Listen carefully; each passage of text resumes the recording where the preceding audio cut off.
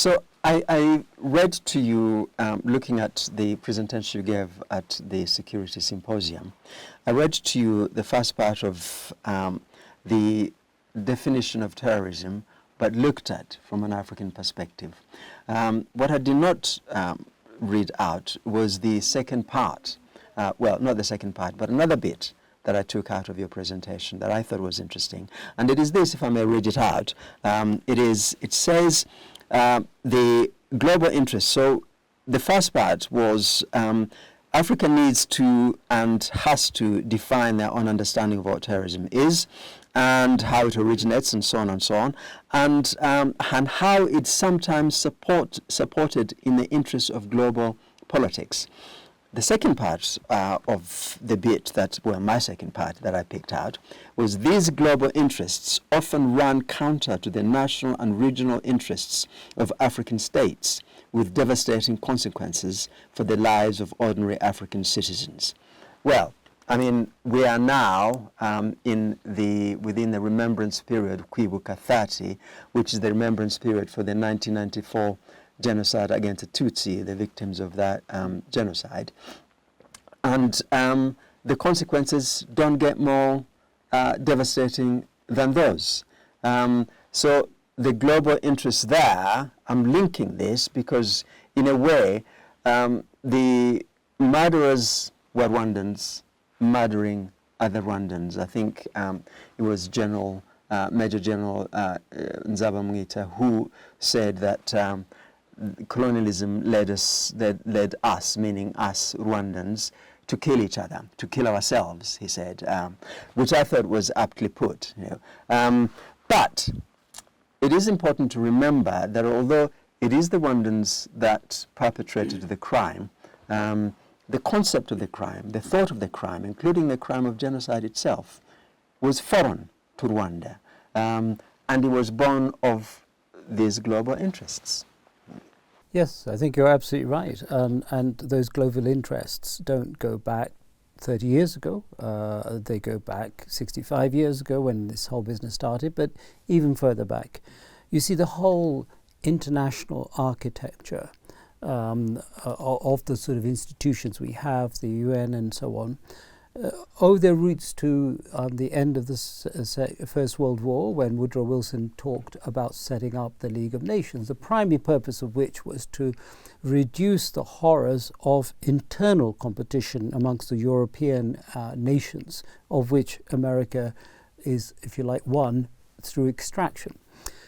And there it's very interesting that he explicitly says the purpose of their alliances and the reason for them not to fight each other is so that the white races can fulfill their destiny. White supremacy starts a long time ago. And it's what I'm saying, yes, of course it started a long time ago, but it's endemic at the highest levels, which we forget. We assume that the liberal institutions that have come about are there to actually enact the liberal values that everybody has, and that the values that the white races have in fact championed.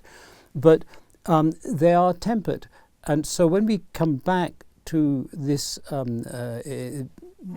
recent genocide against the Tutsis 30 years ago, what we see there, and research that has been done by many scholars, and research that I'm trying to, if you like, reinvigorate through my work and the work of a colleague in a paper that we've written on the geopolitics of genocide, shows very clearly that although the genocide in Rwanda was being if you like, perpetuated by and supported by the French on one side, the resistance to the genocide, the RPF, was being supported to some lesser degree by the Anglophile communities, UK and the US in particular. At least the perception was that it was Anglophone versus Anglophone. We'll come back to that in a moment, but please continue. But I mean, that's a belief anyway, and you can see traces of that belief in correspondence between the UK, or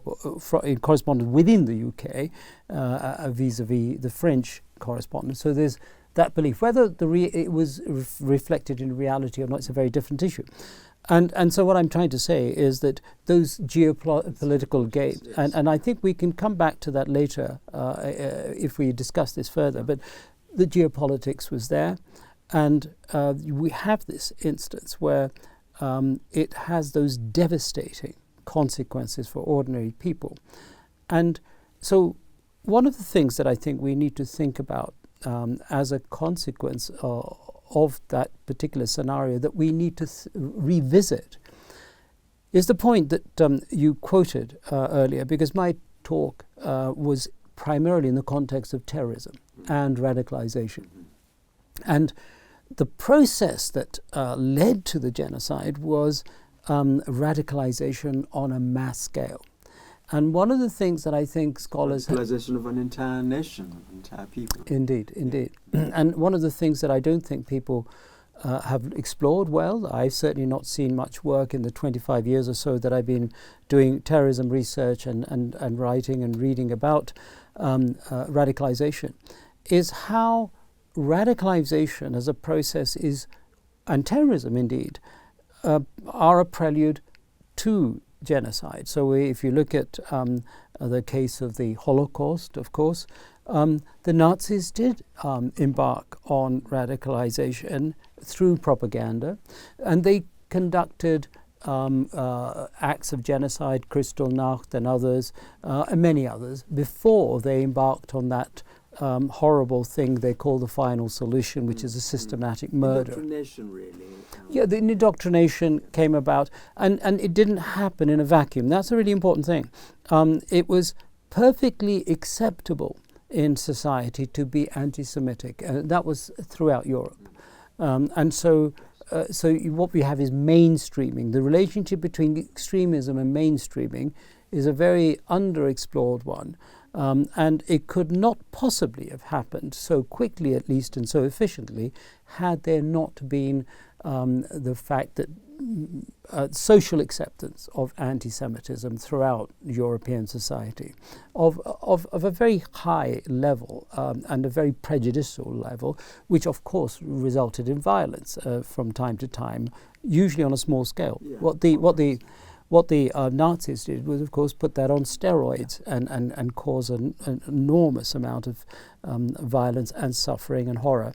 So when we come back to the Rwanda case and many of the other cases, we see that there is this systematic indoctrination, in your words, of radicalization, which is to a large degree masterminded through ideologues and others, and it's fed out as a form of social and political crisis, as a form of existential threat for the people involved. Yes. So they have to make a choice between them and the other. And in many ways, and I don't want to sound at all apologetic for the perpetrators of violence, but in many ways these people that actually do the killing are victims themselves, yes, of that propaganda. It's those architects, the ideologues, the political leaders and their supporters that are the really, if you like, evil ones, because they generate this horrible massacre. So it's an area I think I'm certainly motivated to explore in more detail if I have the time and the opportunity. This is an interesting bit, because the planners of whether it's the Holocaust, whether it's a genocide against the Tutsi, but in particularly in Africa, the planners of the genocide against the Tutsi are in some ways, they've come to some kind of Faustian pact with the geopolitics, with the Western powers. And the geopolitics itself seems to me to be, I want to put this to you, seems to me to be misguided, because we have got the French, we've got the Americans, and of course the British that are in the Security Council also saying, don't call this a genocide. These are very great nations, and they've got think tanks, they've got intelligence, they've got all the information is there, but they seem disinterested in looking at it. Had they looked at it, this idea of Anglophone, Francophone would have been rubbish very quickly. because the RPF, if anything, if there were any phones at all, they were Rwanda phone. They weren't interested particularly in being owned either by the English-speaking Western world or the French-speaking Western world. They were focused on how do we rescue our nation. In other words, how do we go back to what we were before colonialism? And yet, these people are trying to imprison them within a colonial mindset, within a colonial paradigm, Anglophone, Francophone. This should not have been particularly difficult to divine. This should not have been particularly difficult to find out who these people were. And they were always accessible to talk to them. So one wonders, there's almost a myopic or a willfully blind chasing after this idea of what they think is good for their geopolitics. Well, it's a habitual process. It's a mindset. And so people don't sit there and construct a process, an activity. It just happens.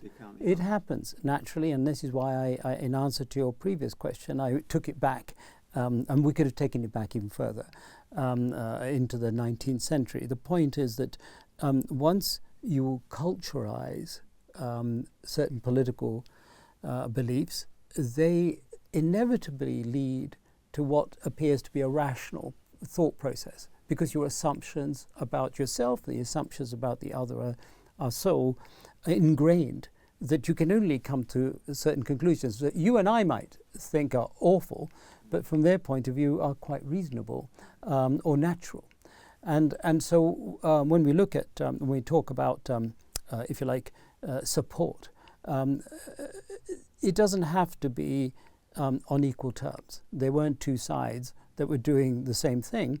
You're very right to say that the RPF was very much an organic force, and part of the reason why it was successful was that it made sure that its plans, its activities were not openly available to others. They had what we call in military terms huge levels of operational security, because if their plans, their ways of operating had been known even through, if you like, their supporters in the Anglophone world, then they would have been frustrated. So the support in that case, and I'm not an expert here, so I'm obviously open to correction.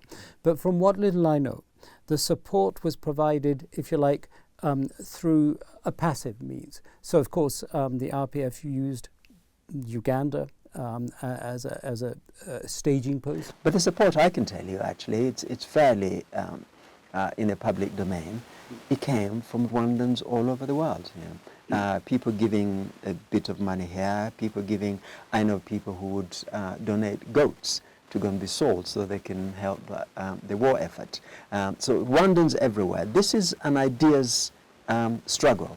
This was the really precursor to that was a theoretical underpinning and an understanding that this is a liberation of the nation and a return to what Rwanda was before colonialism, and finding the Rwandan soul, if you like. So pretty much everybody understood that, except obviously those who are fighting against it. Well, what you've described does not sit in opposition to what I'm trying to explain. I think what you've said is without doubt true, and does actually explain the major source of physical support. But in terms of geopolitics, allowing things to happen is often the biggest support. And I'm pretty certain from the little research I've done, and again I do put the caveat that this is an area I don't feel very confident in terms of research. I haven't had time to look at it in great depth. But what I do know, having seen some of the statements in the papers of the time with ministers, cabinet ministers and so on, discussing the issue, that they were well aware of what was going on, and they, the very fact that they didn't put any barriers is in itself, if you like, the support that's needed. They could easily have disrupted all of this. So that's what I mean, and I think we, as an academic, it's a great argument to have, But going back to the big picture and to your question, I think that that support was there. And what that really leads to is the question I think you were implying was that why is it that the Western powers, America, the UK and others, were not willing to identify this as a genocide? It's because it clearly was. And I think this is very interesting, again, because the Genocide Convention is very simple. It's the elimination in whole or part of a certain people. Well, it ticks both boxes in many ways. In fact, it ticks the whole part. But there are two, I think, I want to offer two possible, two equally possible answers, and they can coexist as valid, but it does need a great deal more research than we've done. One is that the popular idea of genocide in the minds of people is triggered by the Holocaust. The Holocaust is the first, if you like, model for a genocide. 20th century genocide, although there are others, of course. Yeah. There are many others before and after, but it's the trigger for the Genocide Convention. So people assume the trigger is the convention. And so when you have, and of course the Holocaust is a systematic, almost industrialized process of elimination of the people as they exist. And of course it's whole in Germany, but not whole in the world. So it's a part of the Jewish people, thankfully, although a huge Although they part. did try to cover quite a large part of Europe. They did, and luckily they failed, and no thanks to some ships being turned back from the United States of refugees, a few of which ended up being recaptured and killed, sadly, through the genocide. It's very tragic. But the point is that very simplistic idea is one that drives a lot of people's thinking, if you like, even today in the world. What I think that is another very equally important issue to think about is the fact that genocide as a crime, and indeed most international law crimes, are seen as crimes of the lesser people. So right from day one, and this is why I went back to the First World War, there was a belief that these laws will keep the uncivilized, the unruly in check. And I think it was so aptly put, its resonance today was so aptly put by an American politician or official, very senior person, we don't know his identity, that the prosecutor of the International Criminal Court, Karim Khan, talked about, who rang him and said, these laws, the ICC as an institution, is only there for African people and thugs like Putin. This idea that somehow we as the European nations, as the Americans, as the white nations, are above all this. And only those that we can look down upon or who challenge us are subject to this law. So this idea persists. So going back 30 years, I believe that the European nations, the Americans, were very well aware that even after the Genocide Convention came into being, these nations had conducted affairs, particularly in the colonial context, against large swathes of people who were fighting for their liberation, that this would open up a Pandora's box. So they were very reluctant to accept that a genocide had occurred if they could somehow either say, well, this is awful, but it doesn't meet the threshold of genocide. Right. Yeah. It's just a couple of things I pick out of that. First of all, this idea that genocide is for the lesser peoples or sub-peoples, and I'm sure some of them have said it's in the past. The irony is that if you look at the genocides that we know, whether it's the Amerindians, whether it's in Australia, it was mostly the Western powers that either instigated or committed these genocides. So at what stage it became one for what they consider to be the lesser peoples, the lesser nations, one doesn't know. But that's probably a subject for a different discussion. Let me jump to this geopolitics again, to today. You will know about this. Anybody who is a consumer of news and current affairs will know about this. We have had this bizarre pantomime where the Americans, and most recently, I think they've changed a little bit, the British, have refused to term the genocide against the Tutsi as that. Now, there is clearly a reason behind all of this, a geopolitical reason, I would assume, behind all of this. But I'm not quite sure what it is. It is clearly an incontestable fact that this was a genocide against Tutsi. So where is the huge reluctance? What's behind that reluctance to call the thing by its name?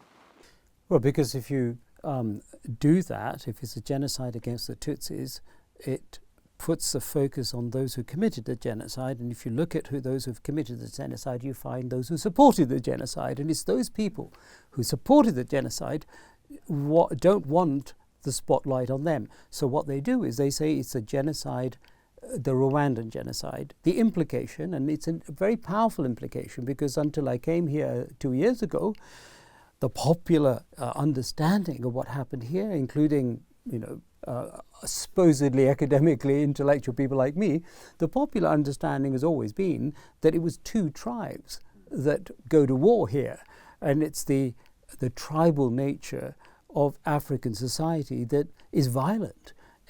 That's the reason they're not as well developed as the rest of us.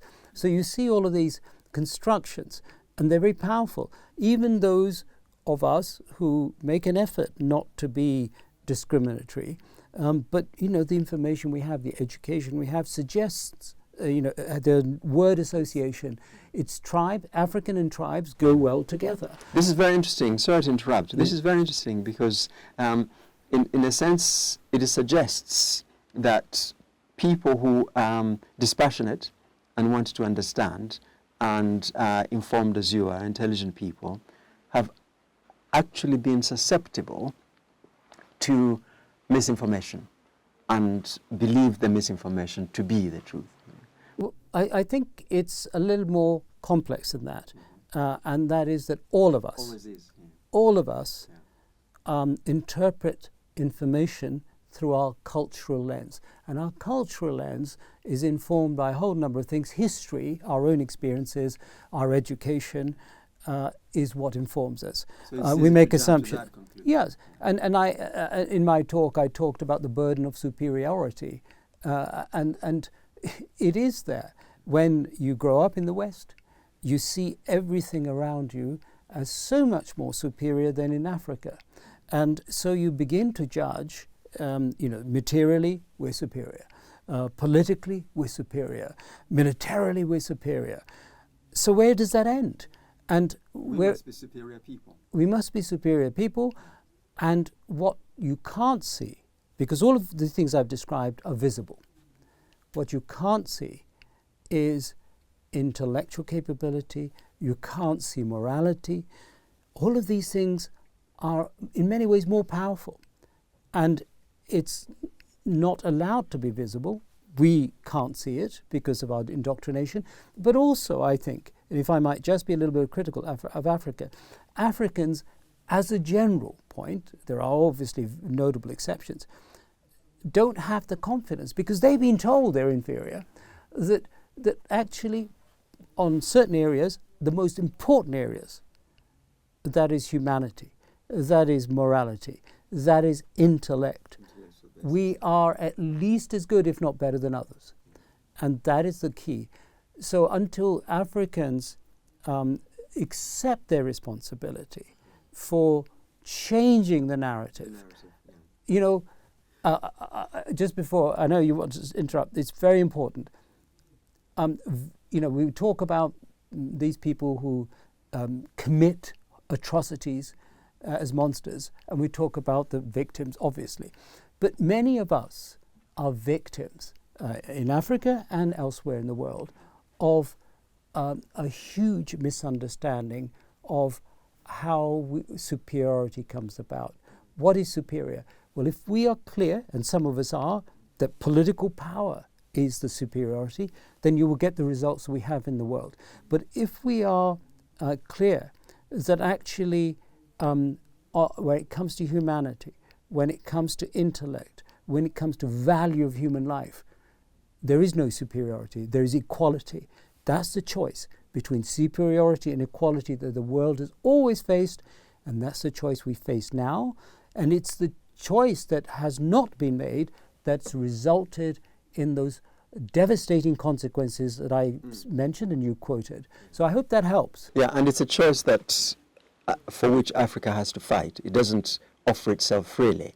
I was trying to interrupt to say we were talking about indoctrination, but of course much of Africa since colonial times, it is indoctrinated to some degree because the schooling, the education and so on is that kind of education that you have in Western countries that does exactly the same thing. So in a way, the Africans are imbibing pretty much exactly the same thing. But let me go back to the other point you mentioned, which is a cultural understanding that permeates people's thinking as you grow up. It's normal, it's natural. And go on to the media and journalism.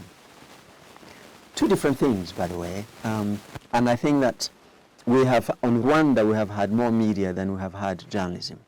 And even it is becoming, sadly, a controversial thing to say, but organizations like the BBC, which to my mind are the best news organizations in the world. And that is, as I say, is becoming, sadly, a controversial thing to say, because they've seemed to offend so much against their own journalistic principles and their own journalistic guidelines.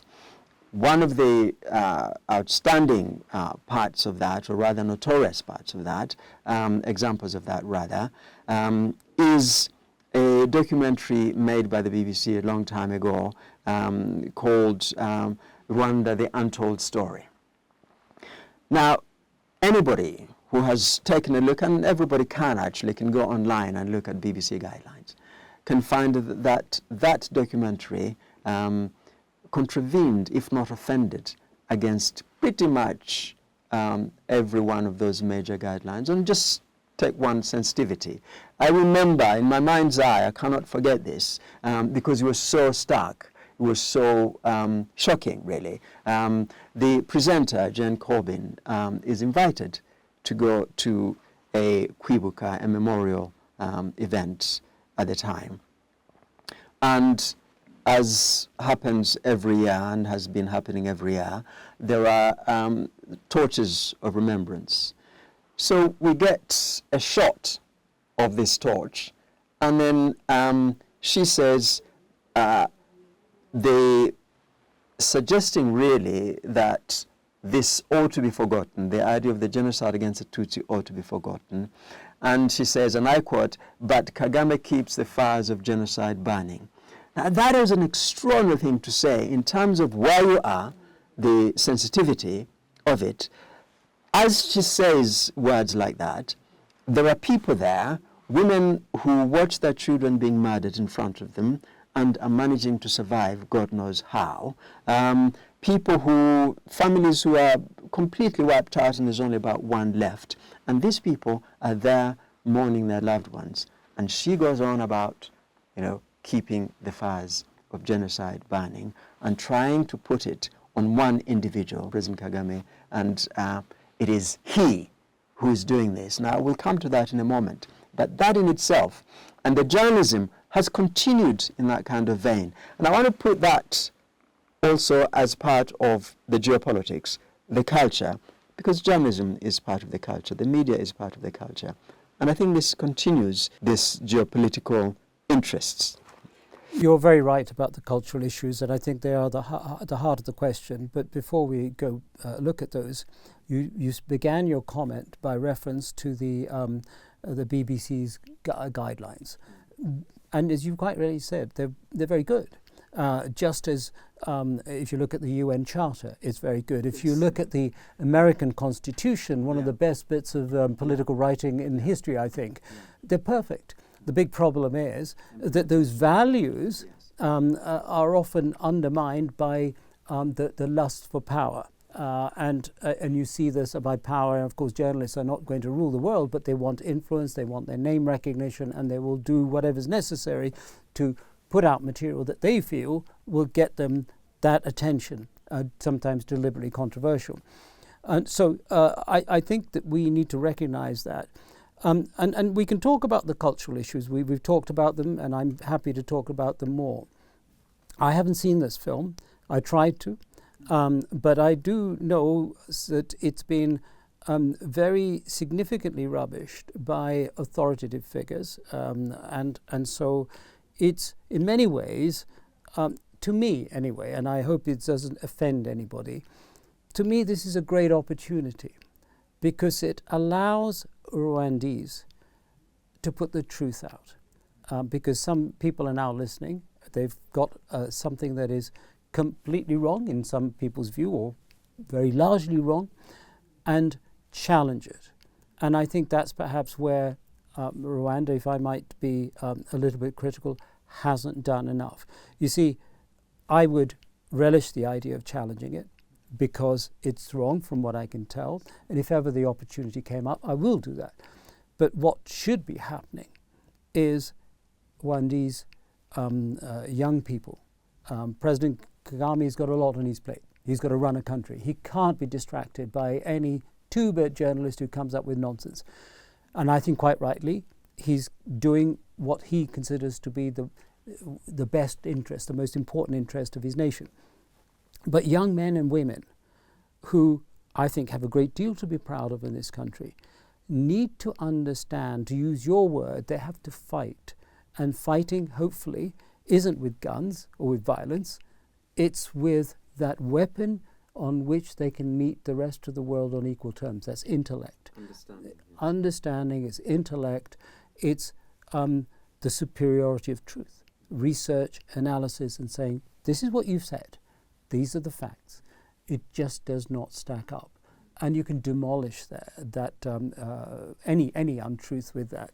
So I think it's there. But to do that effectively, you have to sympathize or at least have an appreciation of why certain messages, why certain words resonate, and why the BBC documentary you mentioned. An organisation like that does a dreadful documentary like that. Well, not so much why it does, but yes, it partly that, but also why it resonates, why it maybe people say, yeah, I think this is an untold story.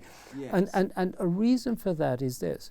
The Western culture, again, the burden of superiority, we have a democratic system, we have a free press, we have elections every 4 or 5 years. Yeah. And here you have a president who's been there for almost the last 30 years. So it's easy to believe the idea that the story's been suppressed. This is the real story. Absolutely. And so anybody, any system that doesn't change their president every 10 years or 4 years has got to be corrupt or has got to be suppressive.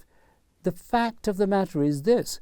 The party political systems in Europe and in America can afford to have 5-year elections. They can afford to have parties fighting each other rather than looking at a long-term plan because they are blessed with enormous economic prosperity. They're blessed with firm institutions.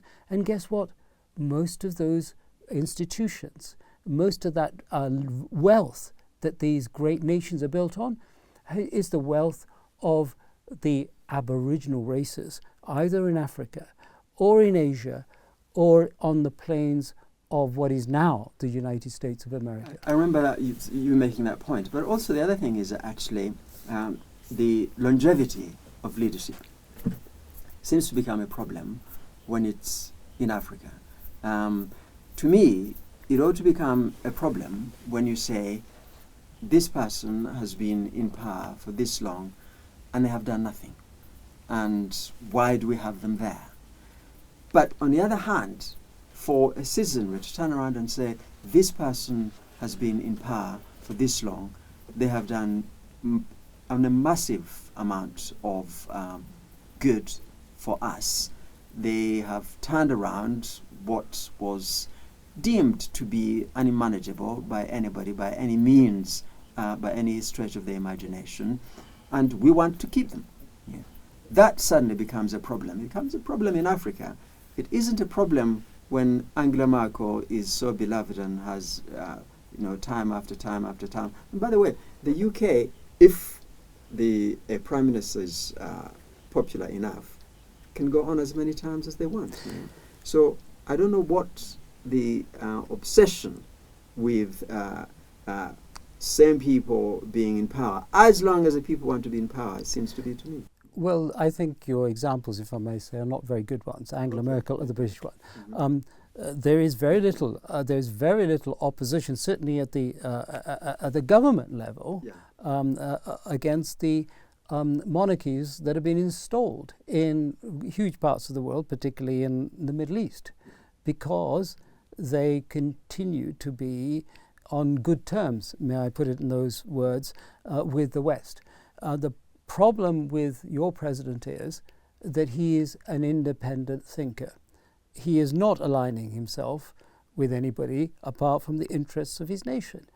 And that presents a problem for those whose foreign policy... Geopolitics means that he should align himself to them. Because geopolitics is about global powers.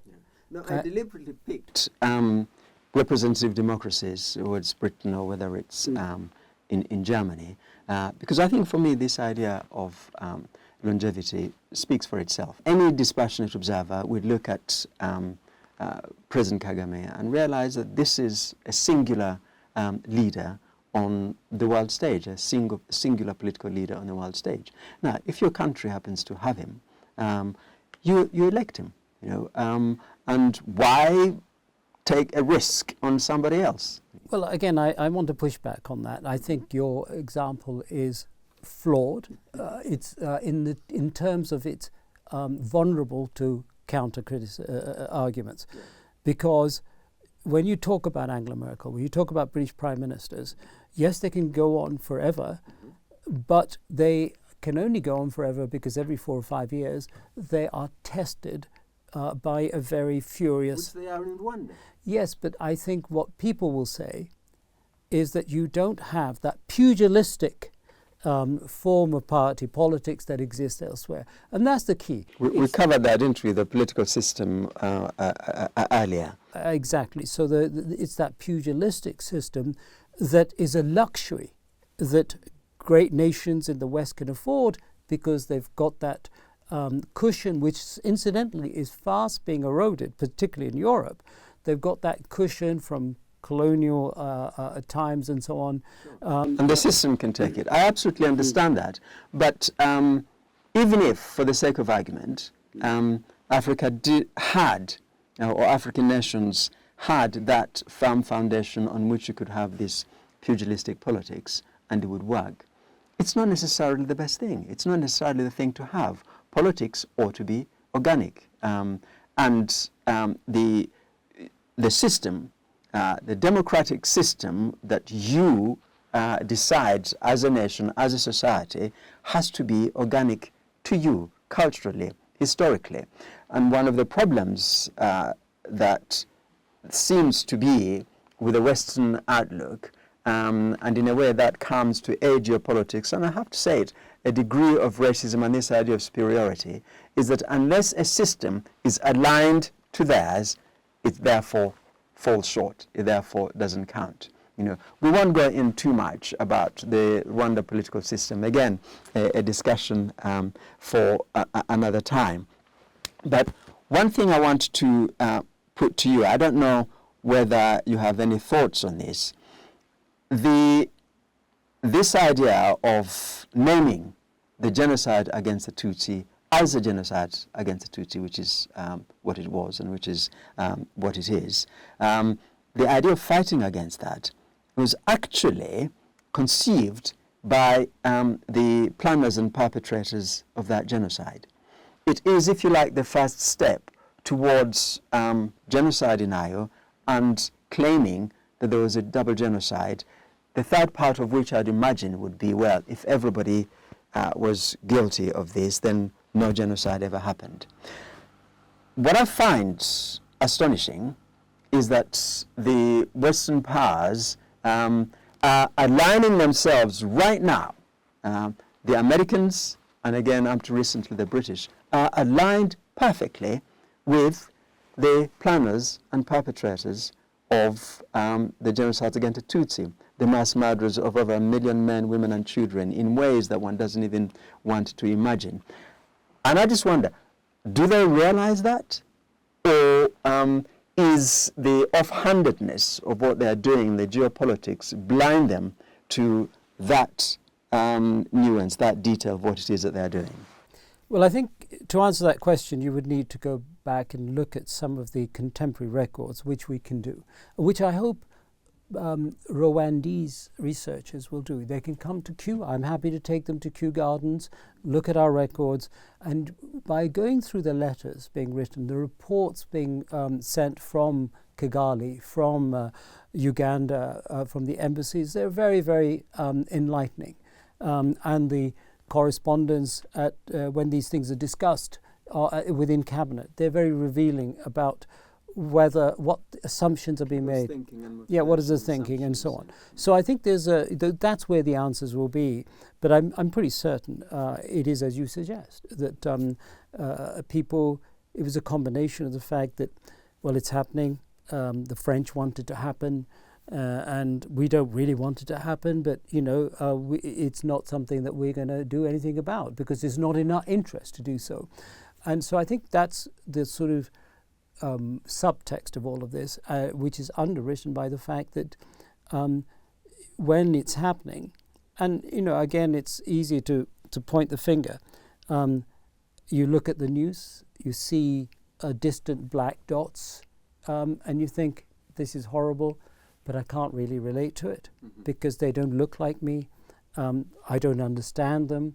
Maybe it's these tribes, maybe, look, they're using machetes, they're old. Anyway, that's what it says in the news. And maybe it's true. Yes, let's move on to the football. And I think there's a lot of that. And I don't want to hold myself above that. I think we need to examine our souls as human beings. And we mustn't fall victim of the people that we're trying to criticize through superiority. This evil of superiority afflicts us all. The ego is one of the worst enemies. It's of humans. It's one of the best friends if it's channeled in the right direction, if it's channeled into self-respect, it's channeled into love. Self-awareness. On that self-awareness, I want to go back slightly to a point you made earlier, which is essentially the setting up of the institutions, the UN, the Bretton Woods institutions.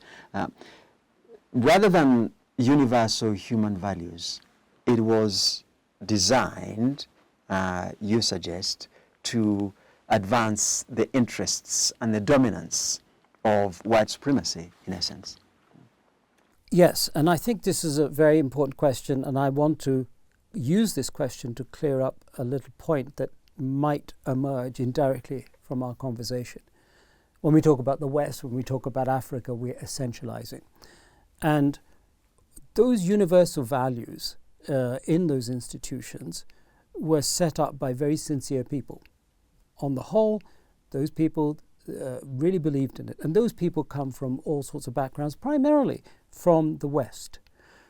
And one of the things we must never forget is that the vast majority of people in Europe and in the US are some of the most decent, some of the most principled people you'll ever find anywhere in the world. And why that's important is this. We've talked about Africa needing to fight, Rwanda needing to fight. Well, if you're going to fight, you need alliances. And you will have the strongest, the most widespread, the largest alliance possible amongst ordinary, decent human beings. So this, in many ways, the issue we're talking about in Rwanda and Africa, and the issue we're talking about in the world at large, is an issue, a fight in many ways between power and principle. So the power structures are by definition realist. They are by definition amoral. Clausewitz, who's one of the greater thinkers of the Western world, particularly when it comes to war, said, moral restraint in warfare is an absurdity. And in many ways that makes sense, because if all your objective is for power dominance, why do you distract yourself by other things? So I think it's very important to remember all of those institutions had the values that can give us the world we're looking for, equality. And one thing that you didn't touch on, but you spoke of, or at least I took from your last question, was that we need diversity. And you talked about whatever system we have must be organic. Whatever political system we have must be organic. Sure. And that's the problem. That's what's missing at the moment. You've got this almost dominance of what's been called the end of history, the supremacy of the Western liberal democracies. Those Western liberal democracies have fundamentally good things in terms of equality of representation, but the reality of party politics, the reality of the lobby movements, the reality of funding of those parties, the reality of geopolitics, the supremacy in their foreign policy of realist calculations as opposed to the liberal calculations they have domestically, means that system is already creaking. Internally, the 6th of January, when the current administration came to power, and the move to extremism within many European countries and indeed the USA, I think we're seeing the beginnings of what I call sell-by date.